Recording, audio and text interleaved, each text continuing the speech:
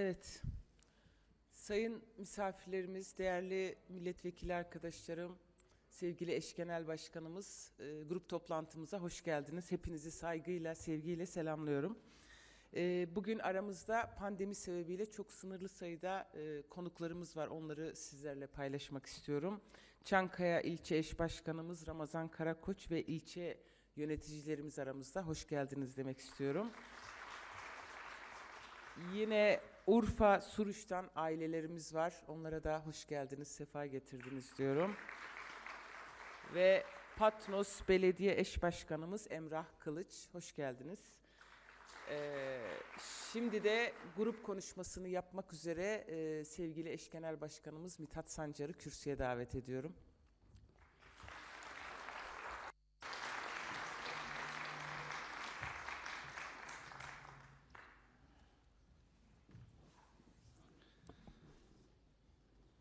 Sevgili arkadaşlarım, değerli halkımız, basının değerli emekçileri, hepinizi sevgiyle, saygıyla selamlıyorum. Grup toplantımıza hoş geldiniz. Geçen hafta 8 Mart haftasıydı. Dünyanın her yerinde ve Türkiye'de kadınlar 8 Mart Dünya Emekçi Kadınlar Günü'nü alanlara çıkarak büyük coşku ve görkemle kutladı. Pandemi nedeniyle uzun zamandır bu renkli ve coşkulu görüntüleri yaşayamamıştık. Kadınların bu eylemleri bizlere cesaret ve umut verdi. Geçen hafta burada sevgili eş genel başkanımız Pervin Buldan kadın grup toplantısını yaptı. Ancak ben de buradan bir kez daha bütün kadınların 8 Mart'ını kutlamak istiyorum. Direnen, mücadele eden, bütün baskılara rağmen sokakları ve mücadeleyi terk etmeyen kadınları saygıyla ve minnetle selamlıyorum. Kadınların direngenliği ve mücadele azmi hepimize cesaret vermeye devam ediyor. Bu cesaret ve kararlılıkla özgür yaşamı hep birlikte mutlaka kuracağız. Değerli arkadaşlarım, bugün acı bir olayın yıl dönümü. Aslında Mart acılar ayı biliyoruz. Bu ayda yaşanmış katliamlar, cinayetler var. Bunlardan bir tanesi çok büyük ve çok önemli. Öncelikle buradan başlamak istiyorum. Bugün Halepçe katliamının 33. yıl dönümü. Bundan tam 33 yıl önce küçük bir kasaba olan Halepçe'de insanlar havada hoş bir koku, tatlı bir elma kokusu aldılar ve birkaç dakika sonra nefesleri kesildi. Yanarak, bombalarla parçalanarak, infaz mangalarının eline geçenlerle beraber, çoğunluğu kadın ve çocuk 5.000 insan acımasızca katledildi. 7.000 kişi de yaralandı. Halepçe'de özürlü doğum oranı Hiroşima ve Nagasaki'nin 4-5 katına kadar ulaştı değerli arkadaşlar. İnsanlığa karşı işlenen bir suçtur bu ama aynı zamanda daha açık bir tanımlamayı da gerektiren bir vahşettir. Bu bir soykırımdır. Ve uluslararası güçlerin o günden bugüne 33 yıldır bu tanımlamayı kabul etmeyişini de üzüntüyle, ibretle izliyoruz. Uluslararası camiaya tekrar çağrı yapıyoruz. Halepçe'deki vahşeti soykırım olarak tanısın bütün uluslararası kurumlar ve kuruluşlar. Tanısın ki uluslararası bir anma günü olsun. Tanısın ki bu tür katliamlara niyetlenenler bir daha buna cesaret edemesinler. Hep birlikte bugünleri mücadele azmiyle ve hatırlama çabasıyla gündemde tutmalıyız. Bir daha asla demenin yolu buradan geçiyor. Bir daha asla bu katliamlara bizler izin vermemek için her şeyi yapacağız ama insanlığa da görev düşüyor. Uluslararası topluma da görev düşüyor. Vicdanlı bütün kesimlere, insanlara görev düşüyor. Toplamda 182.000 Kürdün katledildiği enfal operasyonuydu bu. Ve o gün yaşanan acı bugün tazeliğini koruyor. Bütün katliamlar, insanlığa karşı bütün suçlarda olduğu gibi. Yüzleşilmeyen, tamir edilmeyen bütün acılar 100 yıl geçse de aynen o günkü tazelikle bugün yaşamaya devam eder, geleceği de ipotek altına alır. Adil bir gelecek için hep birlikte soykırımlara, vahşetlere, katliamlara karşı durmayı bir görev ve sorumluluk olarak önümüzde tutmaya devam edeceğiz. Herkesi de bu yolda aynı duyarlılığı ve sorumluluğu göstermeye bir kez daha davet ediyoruz değerli arkadaşlar. Bugün bu acı, Halepçe'de 33 yıl önce yaşanan acı, kendini Kobani'den Şengal'e, Cizre'den Afrin'e uzanan saldırı dalgalarıyla gösteriyor. Katliamcı zihniyete karşı adalet ve hakikat mücadelemizi bu nedenle kararlılıkla sürdürmek zorundayız. Bu katliamlar aynı zamanda Kürt halkının birlik olmasının tarihsel bir sorumluluk ve zorunluluk olduğunu bütün yakıcılığıyla bizlere hatırlatmaktadır. Bunu başarmak Kürt halkına karşı siyasi olduğu kadar vicdani borcumuzdur. Bu borcu yerine getirmek için var gücümüzle çalışacağız. Bir kez daha bunun sözünü veriyoruz.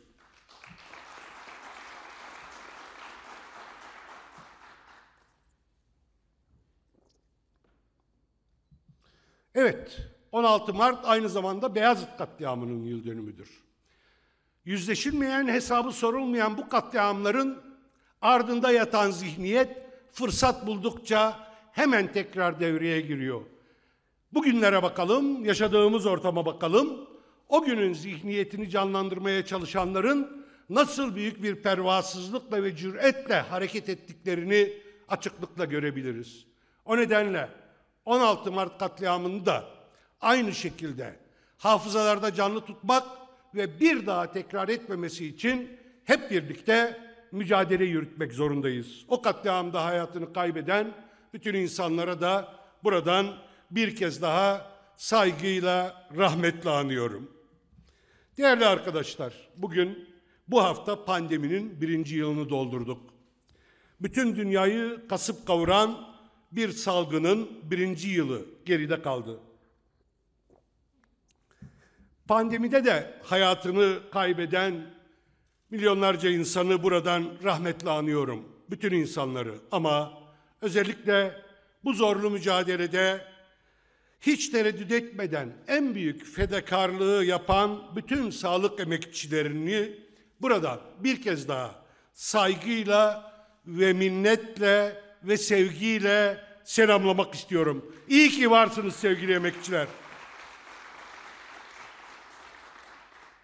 Bu süre içerisinde halkı salgının insafına terk eden, salgın ortamını tahakküm ve rant fırsatına dönüştürmekten hicap duymayan bir iktidar zihniyetini hep birlikte yaşadık, gördük. Türkiye'de insanlar bu politikalar nedeniyle pandeminin maliyetini dünyanın geri kalanından neredeyse 2 kat daha fazla ödedi. İşsizlik sadece bu 1 yılda 6 milyon arttı. 6 milyon insan daha işsizler kervanına katıldı. Yani açlık ordusu devasa boyutlara ulaştı. Büyüdükçe büyüyor. Artık TÜİK bile bu gerçekleri gizleyemez hale geldi. Ve yeni bir kavram icat ettiler, yeni bir kalem icat ettiler. Atıl adı altında işsizliğin %30'lara vardığını itiraf etmek zorunda kaldılar. Bu rantçı politikaların toplumu hiçe sayan ve kendi varlığını, iktidarını her şeyin üstünde gören anlayışın kaçınılmaz sonucudur.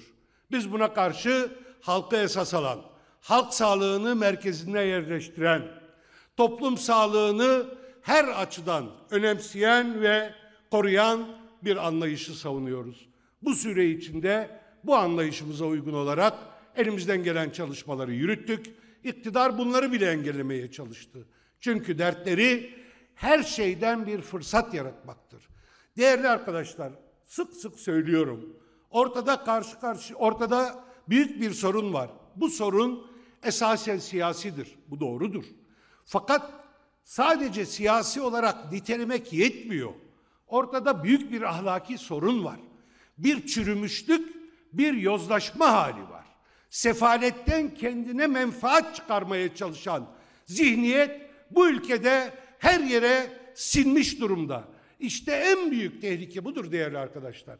Bu çürüme ve yozlaşmayla bu topluluğu toplum olmaktan çıkarmaya, sürüye dönüştürmeye çalışıyorlar. En büyük mücadele siyaseti bu ahlaki değeri de gözeterek kurmak, toplumu hep birlikte yeniden inşa etmektir. Bu fırsatçı anlayışa asla izin vermemektir. O nedenle de bütün demokrasi güçlerinin adaletten yana, eşitlikten yana bütün insanların ve çevrelerin güç birliği yapması gerektiğini söylüyoruz. Bu çağrımız boş bir çağrı değildir. Israrla söylüyoruz. Her grup toplantımızda, her televizyon programımızda söylüyoruz bunları. Bunları ciddiye almayanların ileride tarihe ve halka karşı nasıl büyük bir sorumluluk ve vebal altında kalacaklarını hatırlatıyoruz. Herkesin vicdanını kurtarması için aynı zamanda mücadele ediyoruz. Bu mücadele kendimiz için değildir. Bu mücadele partimiz için değildir. Sadece seçmenimiz için değildir. Bu mücadele bu ülkede vicdanları kurtarma, yeniden toplum haline gelme mücadelesidir. Herkesin bunun ciddiyetini idrak etmesi gerekiyor. Bir kez daha hatırlatmak zorunda hissettim kendimi değerli arkadaşlar.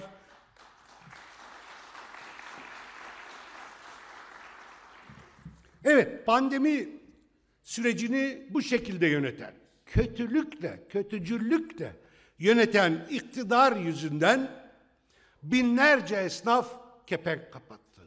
Binlerce tezgah yerlere devrildi.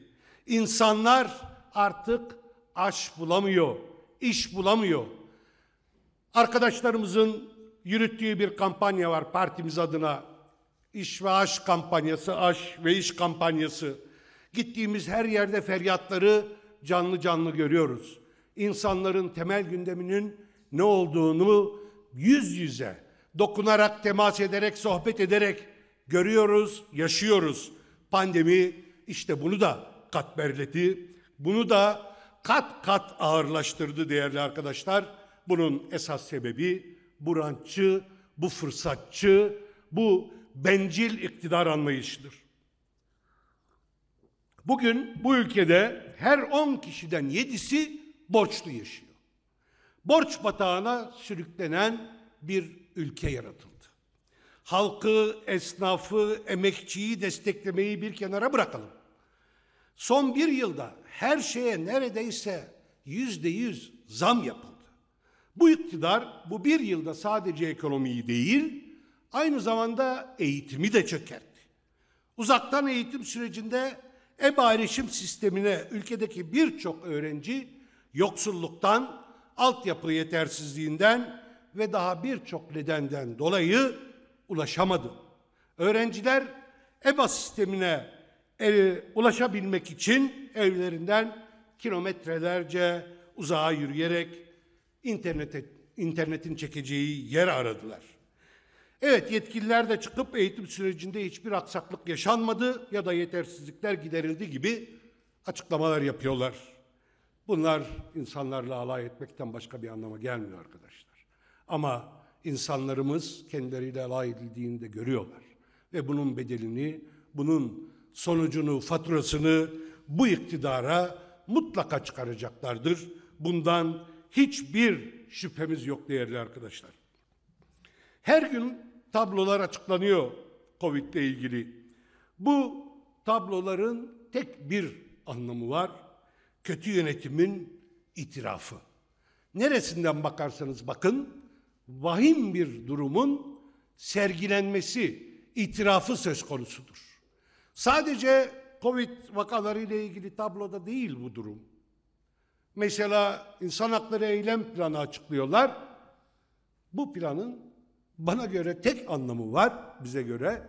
O da insan haklarının nasıl çökerttiklerinin itiraf edilmesidir. Bizzat kendileri itiraf ediyorlar. Çökerttikleri şeyi, çökerten zihniyetle bu noktaya ülkeyi getiren yönetimi yeniden bu alanda iyileştirmeler yapacağını bekleyecek kadar saf kesim kalmadı. Bizler hiç saf değiliz. Biliyoruz ki insan hakları eylemi ve eylem programı ancak toplumda en geniş kesimlerin, hakka muhtaç olanların, ezilenlerin, emekçilerin, mağdurların, Kürtlerin, Alevilerin, Sünnilerin, Türklerin ortak mücadelesiyle gerçekleşebilir. İnsan hakları eylem programlarıyla ihsan edilecek bir şey değildir. Ancak mücadeleyle elde edilebilir. Bu itirafa karşı bizim görevimiz mücadeleyi daha da büyütmektir. Bu yolda kararlılığımızı sonuna kadar götürmektir değerli arkadaşlar.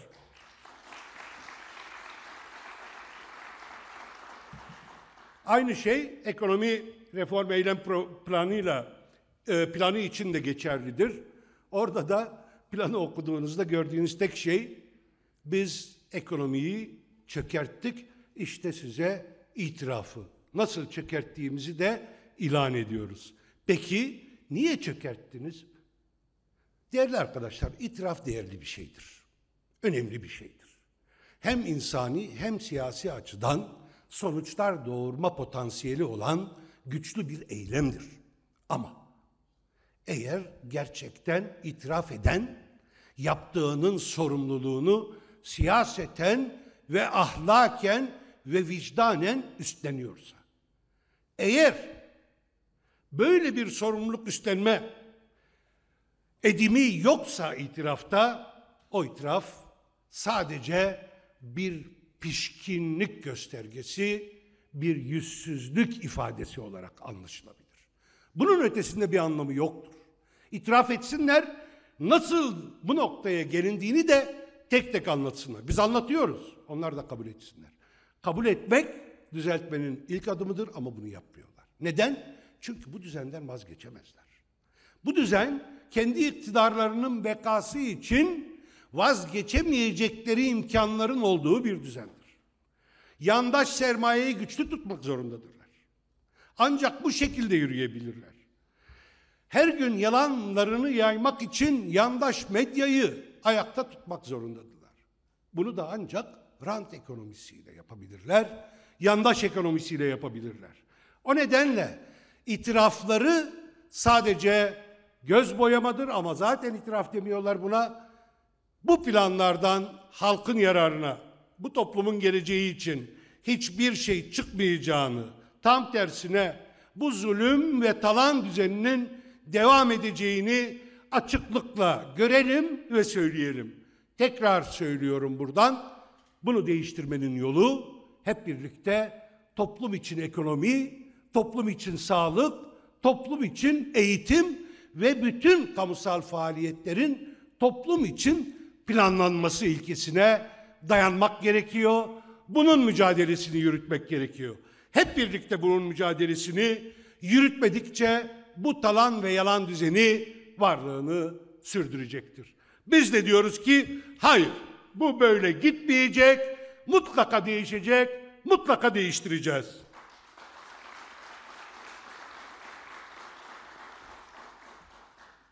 Sevgili arkadaşlar, topluma yaşattıkları, ülkeye yaşattıkları bütün bu yıkımlar konuşulmasın, bu kötü yönetimin yarattığı krizler tartışılmasın, toplumsal itirazlar büyümesin diye gerçekleri sürekli çarpıtıyorlar.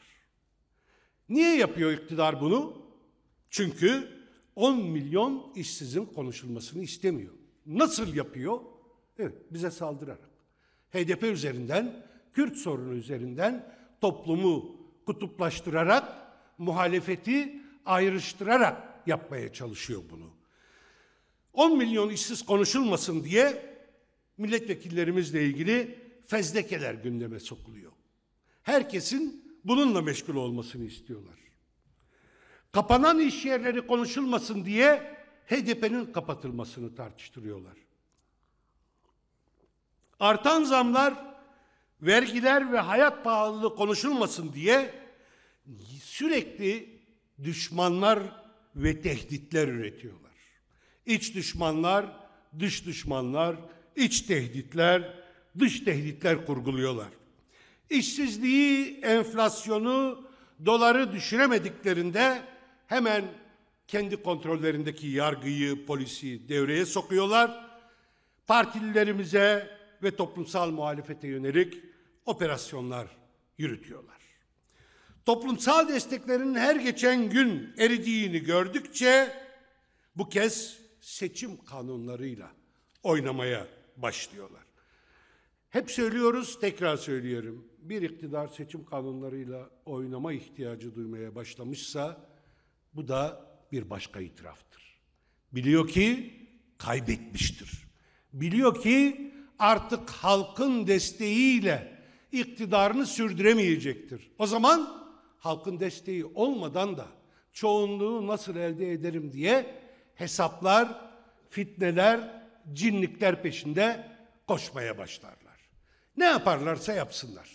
Halk kararlı davranırsa, muhalefet güçlü bir birliktelik oluşturursa bütün bu hesapları boşa çıkarmak son derece kolaydır değerli arkadaşlarım. Evet. Sokağın gündeminde açlık ve yoksulluk var, işsizlik var. Bu iktidarın politikalarına karşı büyüyen öfke ve değişim arayışı var. İktidarın siyasi mühendislikleriyle alışveriş sepetleri dolmuyor arkadaşlar. Kendi medyalarından akşam sabah ürettikleri yalan haberlerle, algı çalışmalarıyla evlerdeki tencereler kaynamıyor. Halk bunun farkındadır. Bizim de gündemimizde ne kapatma tartışması var, ne de fezlekeler. Ne yaparlarsa yapsınlar, güçlü birikimimizde halkımızın büyük fedakarlığıyla yolumuza bir milim sapmadan devam edeceğimizi herkes buradan bir kez daha duysun. Bizim gündemimiz halktır. Halkımızın yaşadığı sorunlardır. Adalettir, barıştır, demokrasidir. Biz halkımızı tüm bu yıkımlardan kurtarmanın arayışı, mücadelesi ve çalışması içindeyiz. Onlar bizi kapatmayı, siyaset dışına itmeyi tartışa dursunlar. Biz en geniş demokrasi ittifakıyla bu iktidar dönemini kapatmanın, yeni bir dönemi başlatmanın mücadelesini yürütmeye devam edeceğiz. Bu ülkede asıl tartışılması gereken işte budur. Adaletsizliktir, zulümdür, ayrımcılıktır. Bu haksız düzendir ve asıl üzerinde durulması gereken şey de bu düzenin değişmesidir. Bu dönemin bitmesidir. Hepimizin sorumluluğu budur. Kendinde bu sorumluluğu azıcık gören herkesin de demokratik bir diyaloğu ve güç birliğini bir görev olarak önüne koyma mecburiyeti vardır. Kapanan her bir iş yerinin, her bir dükkanın verdiği mesaj açıktır. Evet, bu iktidar dönemi bitmelidir. Muhalefet üzerine düşen görevi, sorumluluğu bu çerçevede mutlaka yerine getirmelidir. Halkın mesajı açık ve net olarak budur değerli arkadaşlarım. Evet, bazıları iktidarın toplumu kutuplaştırarak bu sorunların üstünü örtme operasyonlarına maalesef bir şekilde alet oluyorlar. Açık konuşmak lazım. Her şeyi açık konuşursak ancak güçlü birliktelikleri kurabiliriz. Başka yolu yok. Bu iktidarı ayakta tutan hiçbir plan, hiçbir program, hiçbir vaat kalmamıştır. Hani hep derler ya, hikayesini tüketmiştir, çoktan tüketmiştir. Elinde bir tek şey var bu iktidarın. Toplumu kutuplaştırmak, Kürt sorunu üzerinden ayrıştırmak, düşman yaratmak, böylece kendi varlığını sürdürmek. Kim ki iktidarın bu dilini bize karşı kullanırsa, kim ki iktidarın bu operasyonlarına bilerek, bilmeyerek ama daha çok bilerek alet olursa, bilsin ki yaşanan yıkımların ve kötülüklerin ortağı olacaktır.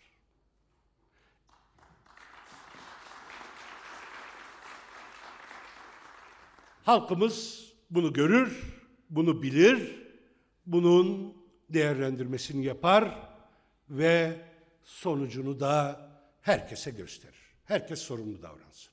Eğer gerçekten bu iktidar bir baskı, bir talan iktidarıysa, bir yalan iktidarıysa, bunlar sadece kendilerine yöneldiği zaman acıtmayacaktır. Herkese, her şekilde eşit adalet talebiyle hareket etmedikçe, sadece kendine yönelen baskıya itiraz etmek hiç kimseyi demokrat yapmaz, hiç kimseyi adil yapmaz. Adalet herkes için her zeminde, her şekilde eşit olarak savunulursa adalettir. Ancak bu şekilde savunanlar da adaletin gerçek arayıcılarıdır. Bunu bir kez daha hatırlatalım arkadaşlarımız. Sevgili arkadaşlar, Nevroz haftasına girmiş bulunuyoruz. Nevroz, yeni yaşam umudunun sembolüdür her şeyden önce. Nevroz, haksızlığa karşı direnmenin ve adalete adanmışlığın, susamışlığın adıdır. Nevroz, barış ve çözüm arayışlarının bu ülkedeki toplumsal hafızasıdır.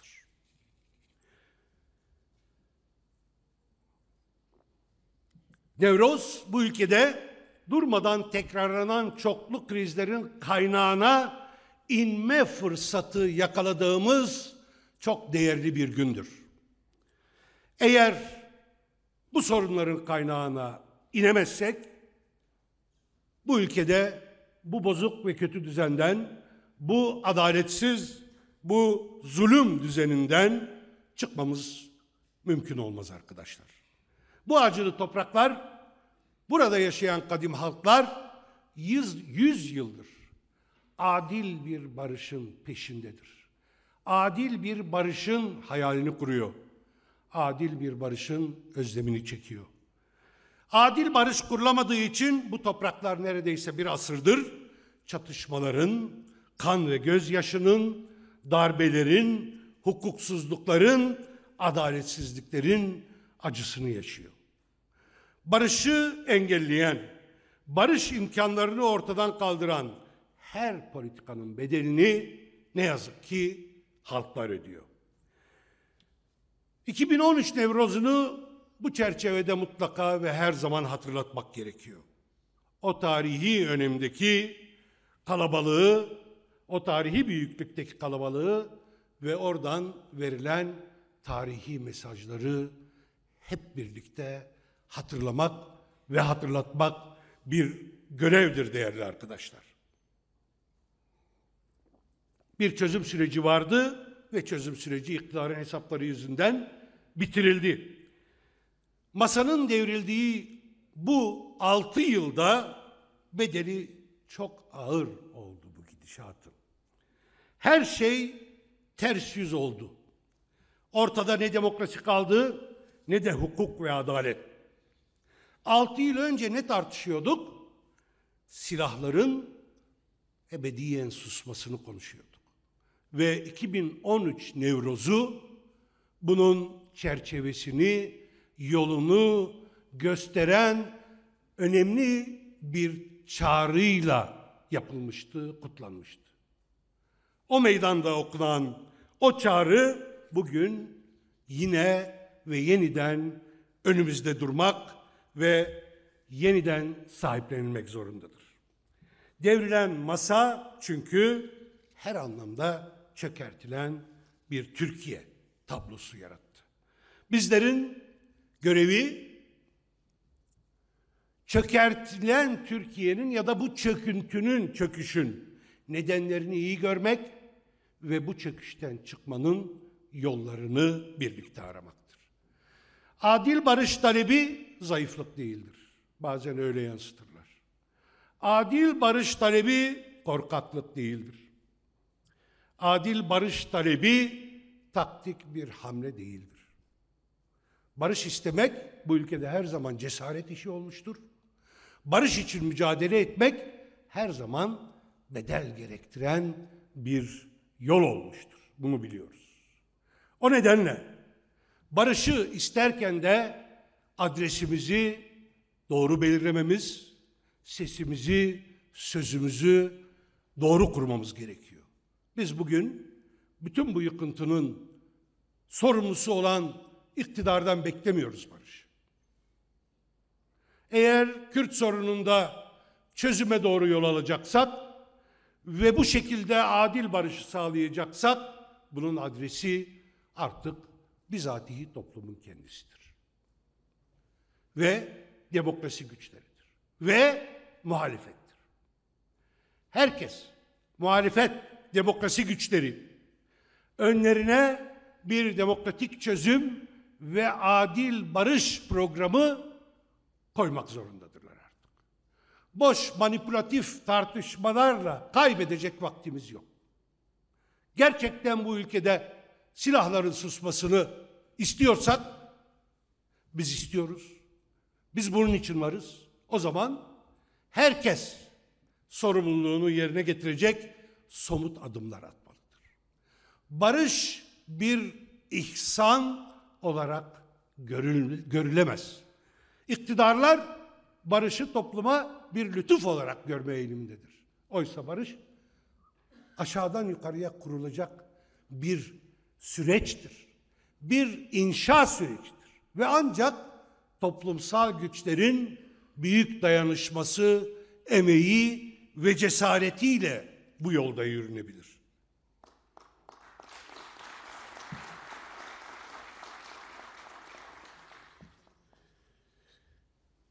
Aradan 8 yıl geçse de 2013 yılında Diyarbakır Nevroz alanında bütün dünyaya ilan edilen barış çağrısının temeli ve zemini de budur değerli arkadaşlar. O çağrıyı dikkatle incelerseniz bugün yeniden okursanız göreceksiniz ki barış yukarıdan ihsan edilecek bir lütuf değil, aşağıdan inşa edilecek bir süreç ve bir yeni yaşam biçimidir. O nedenle biz o çağrıya bugün de aynı şekilde sahip çıkıyoruz. Biz kendi siyasi birikimimize, halkımıza olan adanmışlığımıza güveniyoruz. Barışın gücüne güveniyoruz. Kürt halkının bu yolda fedakarlığına, azmine, özgürlüğe olan sarsılmaz bağlılığına güveniyoruz. Ve bu çevrenin, bu çerçevenin genişlemesi, toplumun en geniş kesimlerini kapsaması için de elimizden geleni yapmaya çalışıyoruz. Yapmaya da devam edeceğiz değerli arkadaşlarım. Kürt halkının iradesini, dilini, kimliğini yok sayarak, seçilmiş temsilcilerini her gün tutuklayarak, belediyelerine kayyımlar atayarak, Kürtçeyi engelleyerek, Kürt düşmanlığı üzerinden siyaset yürüten, Kürtleri demokratik siyasetten ve barış mücadelesinden vazgeçireceğini sanan bir akıl asla başaramayacak, asla sonuç almayacak. Nevroz'un coşkusu ve her renkten, kimlikten halklarımızın buluşmasının ortaya çıkaracağı güçlü irade bu ülkede çözümü de, barışı da mutlaka getirecektir. Mutlaka bu inşayı başaracaktır arkadaşlar. Bu irade barışla birlikte demokrasiyi, adaleti ve demokrasiyi yeniden inşa edecektir. Evet, Nevroz'a heyecanla hazırlanıyoruz. Bu bir umut buluşmasıdır. Umudu en zor şartlarda en yüksekte tutma buluşmasıdır. Bu haksızlığa, zulme direnme inancıdır. Barışa yolculuktur, demokrasi buluşmasıdır, zulme karşı mücadele yürüyüşüdür. Bizler Nevroz'u iyi biliyoruz. Çünkü bizler Nevroz halkının içinden geliyoruz. Özgürlük bizim kimliğimizdir diye haykırmamız işte bundandır. Çünkü Nevroz yaşamı yenilemenin, yeni yaşamın günüdür. Sürekli bir yenilenme ve baharda hep birlikte güzel yaşamlar ve gelecekler arama günüdür. Bu cesarettir, bu cesaretin sahipleriyiz, takipçileriyiz. Nevroz, barışa, demokrasiye ve adalete giden yolu aydınlatıyor. Bu vesileyle tüm halkımızı, ülkenin tüm halklarını, demokrasiden, barıştan yana olan herkesi, her kurumu ve kuruluşu Nevroz'da buluşmaya, omuz omuza, yan yana olmaya davet ediyorum. Şimdiden Türkiye ve Orta Doğu halklarının kadim bayramı olan Nevroz'u bu dileklerle en içten duygularımla kutluyorum. Bütün halklarımıza buradan bir kez daha saygılarımı, sevgilerimi sunuyorum. Yolumuz açıktır değerli arkadaşlar.